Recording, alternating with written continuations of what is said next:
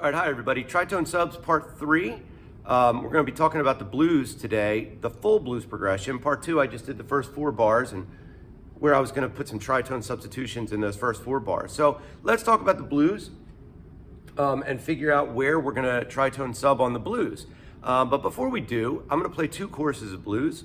One, I'm not going to use any tritone substitutions, just going to play it relatively straight, like normal with these chords, blown over these chords. Now, I may add some alterations in the chords, like flat 9s or sharp 9s or sharp 4s or something like that. But the second chorus, I'm going to specifically use some tritone substitutions and see if you can hear where I'm using them. So here we go, 2 choruses. And this is concert B flat blues, by the way, and I put it on back behind me on the board. 1, 2, 3.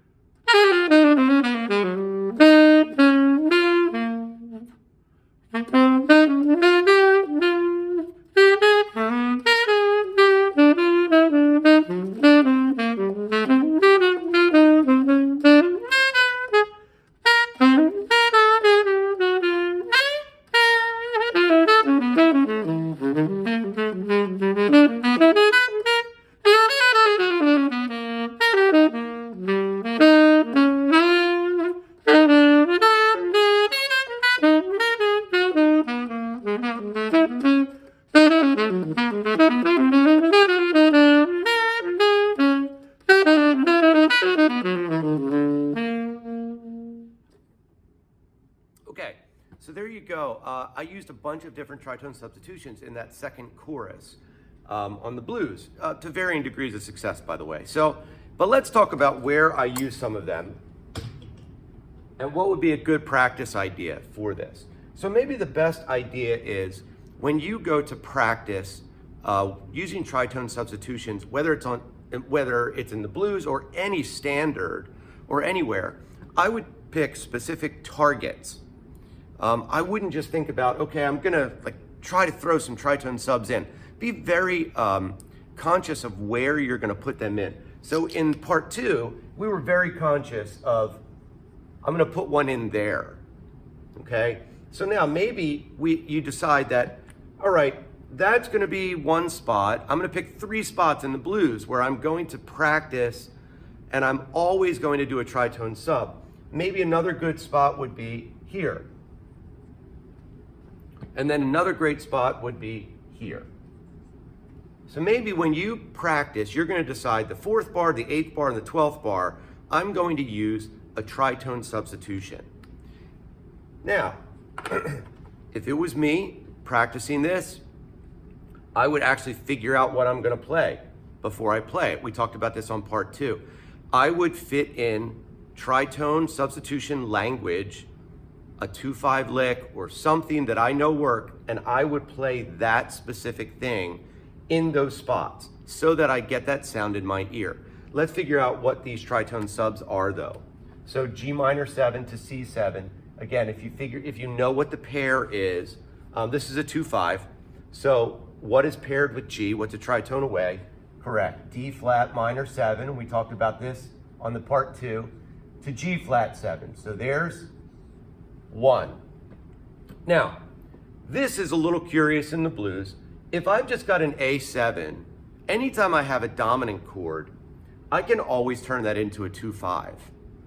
Meaning, there's a 2 that would go with that A. So the A is going to D. A is the 5 of D. So this 6th dominant chord here is the 5 of that D. So what would be the 2 in D? Correct, E minor. So I'm going to go E minor 7 to A7. Now if I tritone sub that, this would be B flat minor to E flat 7. And then if I want to tritone sub this, A flat minor to D flat 7. Okay, so there are my 3 goals, or my 3 target spots. So I'm going to play, how about I just do this pattern, the honeysuckle rose 2-5. So there's that pattern over that. Here it is over here. Here it is over this one. By the way, if you're wondering what are the numbers of that one, that would be 4, flat 3. Sorry, let me just check myself. It's kind of early in the morning for me. Yep. 4, 3, 5, flat 7, 2, 1. That would be, so if I was doing it in D flat, that would be G flat, E natural, or F flat. You get the idea. A flat, B natural, or C flat, E flat, D flat.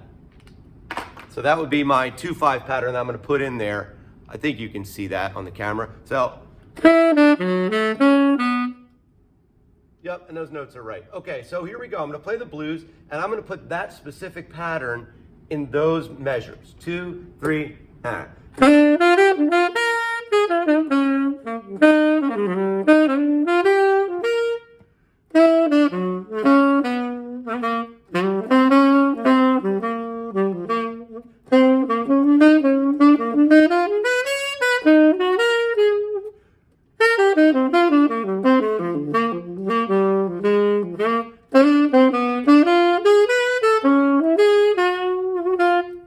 Okay, so now I work those in specifically in those measures, and it was that exact same pattern, just in the different keys.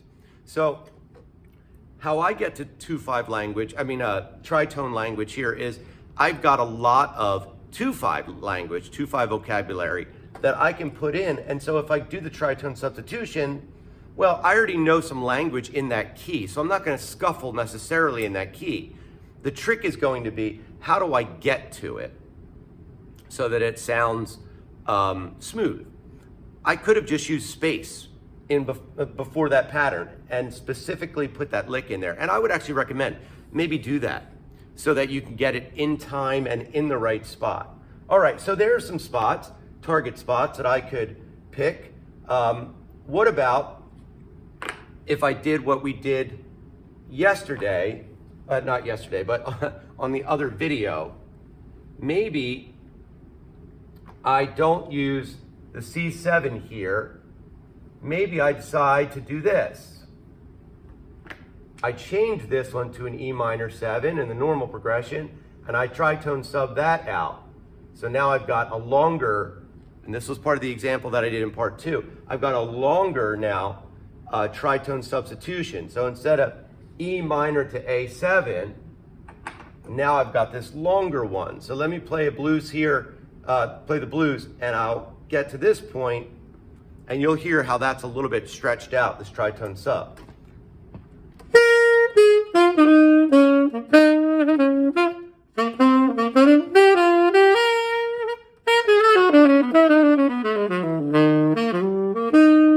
Here.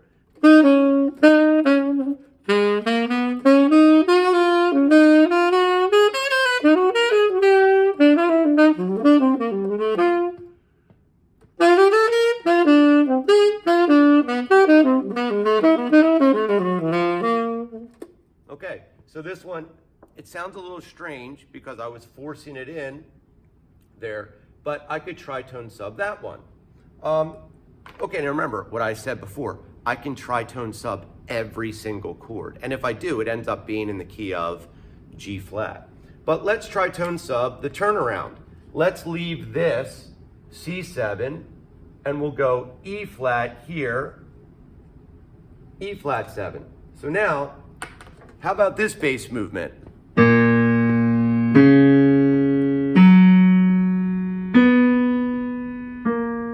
Well, that sounds kind of familiar. That's actually the turnaround to Ladybird. 1, flat 3, flat 6, flat 2. So that's where you would get this sound.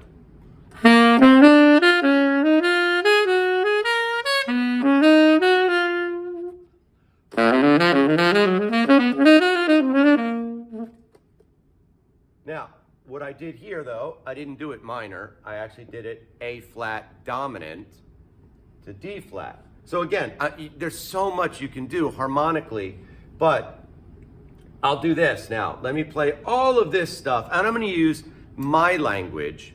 So I'm gonna take some of the standard bebop language that I know in these 2/5s, but I'm gonna use my language. but I'll use the progressions that are on the top here. So here we go. 1, 2, 3, 4.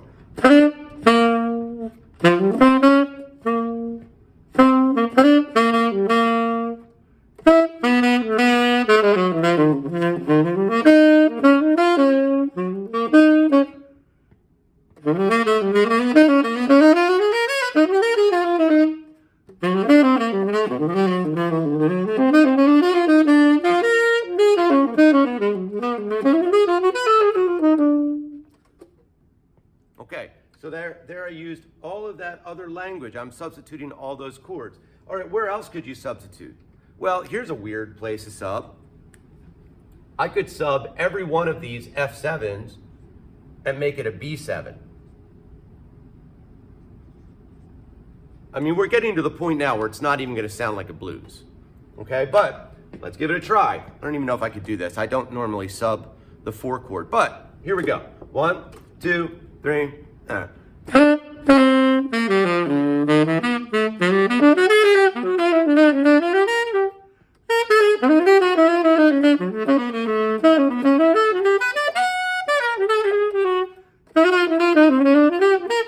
Okay, so it sounds a little weird, but you can do it. If I had worked on it a bunch, it would it would work.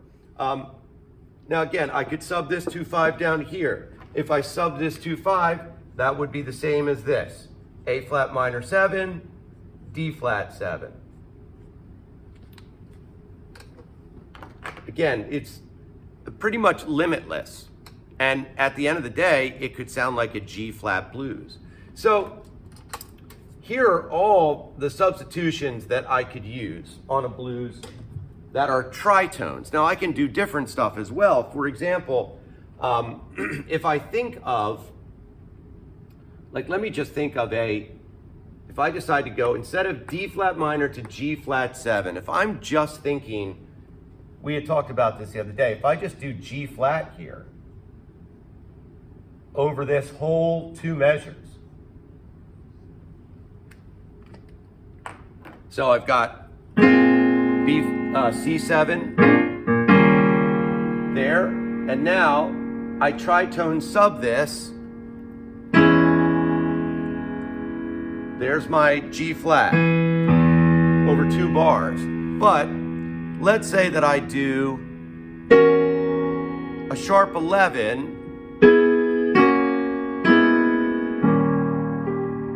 sound. Again, possibilities harmonically are kind of limitless. So if I did a sharp 11 sound, this really would be like A flat and G flat triads that I could do alternating.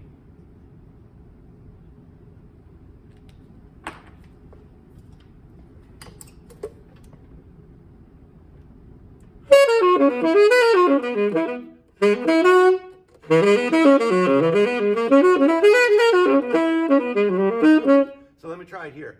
Okay, I'll do this normal, and then C7, F7 when I get here, it's just going to be the G flat 7, but I'm going to use some triad pairs. A flat triad, G flat triad. Ready? 1, 2, 3.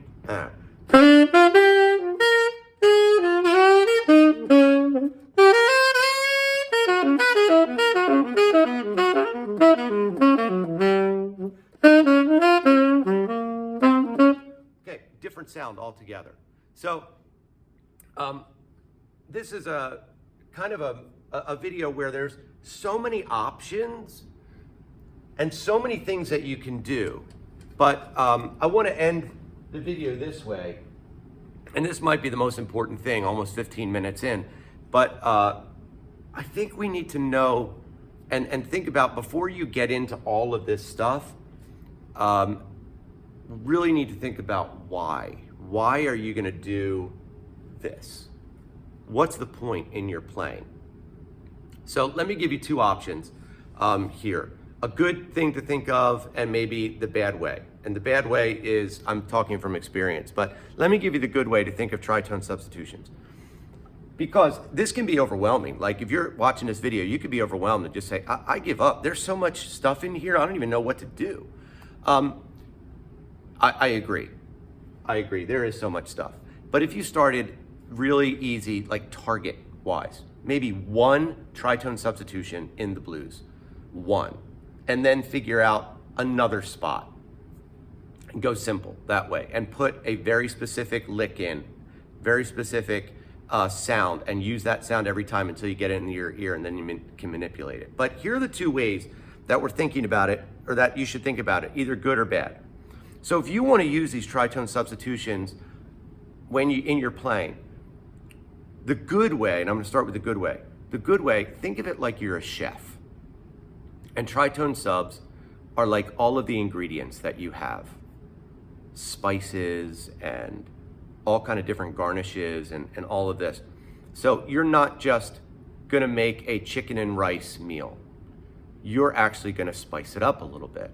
You're gonna have not just salt and pepper, but maybe you're gonna have all these exotic ingredients to go into the chicken and the rice to make it tastier, right? More interesting. It's not just bland chicken and rice. So if you think of it that way, when you go to play, that's a great thing, because what you're doing then is you're increasing your chromaticism, you're increasing the harmony, but you're also thinking about like beautiful lines, you're thinking about adding these beautiful ingredients, and you're trying stuff out because you want your solos to have a little bit more melodic interest, maybe, and you're just trying to go for things, and more importantly, you're hearing these different sounds. That would be the good way to do it. The bad way, and you can only imagine, and again, I'm gonna speak from experience. The way that I would do these before is I only cared about doing these so I could get a reaction from the musicians that I was playing with. Like, wow, that was really cool. It's pretty disingenuous from a player's standpoint to do this just so you can get a reaction from the musicians. Because what I would do is I would do that and then try to get a reaction so that it would feed my ego. I wasn't doing it for the beauty of the music. I wasn't doing it for the investigating necessarily. I was doing it because I knew a device that could work. And I just threw that device in. Not good, not good. So I don't know if musicians ever get beyond that. There's always a little bit of that left in us because everybody's always gonna fight pride. And if you say you don't, by the way, you're being prideful. But musicians, we're just prideful people, so we wanna have our egos fed. This isn't the way to do it though. This would be like another beautiful ingredient that you could add to spice up the meal, like a chef. So if you think of it that way, that's gonna be a better way and a more successful way for you to work on these. If you're just doing it specifically so you can increase your crowd appeal, specifically with the musicians around you so they'll affirm you as somehow this great player, it's not gonna work for you. Trust me, you'll just be bound up in knots because you'll try to fit stuff in and it won't work. Again, how do I know that? Because that was me for years and years and years.